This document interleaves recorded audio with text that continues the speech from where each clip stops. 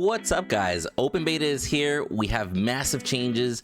I'm Winnie the Mace. Let's go over the top 5 changes from patch 16. Now, I'm going to have on the screen a couple of comparisons before and afters that Ometa was able to provide us here before. But essentially, you're going to be able to tell that the map itself, it has a lot more contrast now. Comes across a little bit warmer, and it basically ends up being a little bit more pleasing to the eye for my personal taste, right? I did feel like before the map was looking a little bit washed, and it comes across as much more immersive this way, which I really do appreciate. Now, with patch 16, they also added localization. Essentially, they're adding different preset languages. So now instead of just English, depending on your native language, you now might be able to set the game to French, German, Spanish, Portuguese, Italian, and simplified Chinese, which is absolutely massive because beforehand, think of it like this. Imagine somebody speaks only Spanish and the game is literally everything is in English. That's a big barrier to entry. So the fact that now they added some of these, more like, I don't want to use the word basic languages, but more traditional languages, it essentially makes the game more accessible to individuals. It definitely prepares them for this open beta launch, and in its own, it opens up the door that maybe even more languages and more regional servers might be opened up down the road. So this is actually amazing news, and I'm so glad that they did this. Now, also, they added Xbox Series S and Xbox Series X to the mix. Now, I want to emphasize on how strong of a move this is, and I'll just reference it with the majority of developers nowadays oftentimes blame Xbox Series S as the almost like the anchor that's weighing down gaming, because if they want to make a game for Xbox Series S, usually it's the hardware isn't necessarily the best, so it ends up causing this clash between games, and it's almost like, hey, like a lot of developers just rather not include Xbox Series S. But the fact that it includes Xbox Series S, it includes Xbox Series X, PlayStation 4, and PlayStation 5, and you'll be able to play it on PC, whether that be on Steam or whether that be on the Epic Game Store. The fact that so many people are going to have access to this game, and they're going to be able to play it in more than likely one of their native languages simultaneously, is absolutely massive for the game. So just a big shout out to Ometa for wanting to reach as large of an audience as possible, and shout out to the Xbox players and the PlayStation players and PC players that are joining, because I've seen a lot of new people come by the stream and comment on YouTube and stuff like that, and it's actually really awesome to see this community grow. So major kudos to Ometa for including even the older generation consoles.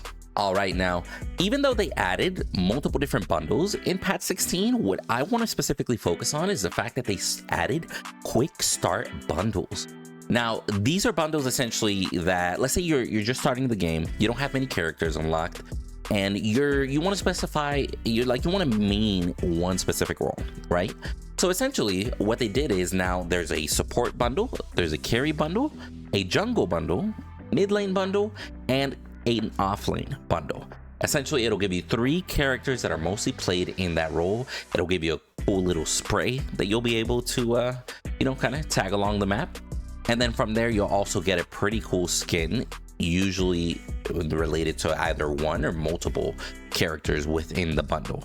For example, the carry bundle has a really higher tier Drongo skin, so you only get 1.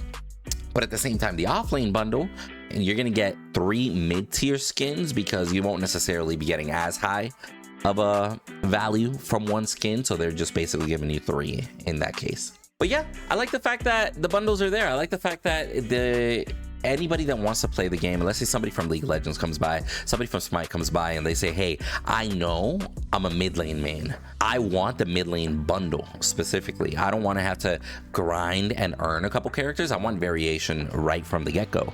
So they're going to be able to get Mortgage, Howitzer, and Faye along with their spray and along with the cool Howitzer skin. So I love the fact that these bundles are there. It not only gives another stream of revenue for Ometa, but at the same time, it gives us more things to buy. And in the world of sales, I'm a big believer that we don't want to be sold something, but we always want to buy things. And having these options there for people is very, very smart, and kudos to Ometa on that one. And then last but not least, pricing of the skins were changed. Well, let me just say adjusted more than anything. So essentially what they did is they officially determined the structure of skins, the rarity of them, and that they're going to have a flat cost per rarity. And I'll explain. Now, a common skin is going to be 500 platinum, uncommon is going to be 800 platinum, rare is going to be 1200 platinum, epic is going to be 1600 platinum, and then the legendary skins, a cream of the crop, that's going to be 2400 plus platinum. Now, I'm assuming that's going to depend on the amount of work put into the skin, how cool it is, maybe if it's related to an event of the sorts, but at least we know that 2400 is the realm that we can look for. And let's say a newer skin might be a little bit higher, let's say 2500 or 3000. Over time, the price of that legendary skin, when it's not so new, might actually drop to 2400. But just the fact that we have a more defined pricing structure is actually really nice. And the most important part of all is that the prices were adjusted and you were refunded for anything that was purchased beforehand. I logged into my account and I had like 10,000 of the premium currency to spend again, which is absolutely awesome. And I'm glad that they actually kind of went back and they're like, hey, we realized that some of the pricing was a little bit, wonky. We worked on some of the pricing of the skins, and we don't want people to feel like we took your money. So here's an adjustment. Here's some of your money back. Feel free to spend it on some new skins, which is absolutely amazing. And I think that's what they should have done. And I really like the approach that they're taking as far as skins go. But yeah, guys, those are basically the top 5 things about patch 16 that I'm super excited about. I love some of these changes that came out. And if anything, guys, be mindful that we are going to go over the full patch 16 in the next Predcast, which is going to be on April 4th.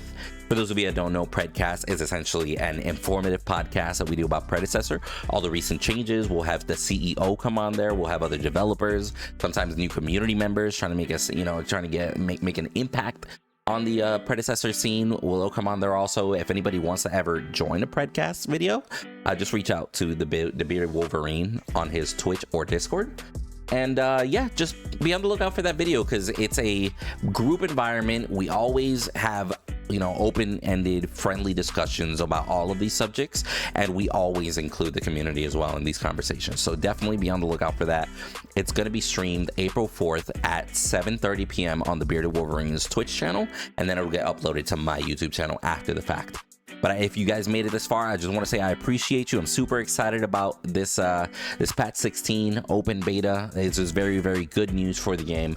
And I will say I've had some Murdoch solo gameplay in the background. I don't encourage Murdoch solo, but I basically was doing viewer games all day yesterday, just welcoming the community. A lot of new players coming in.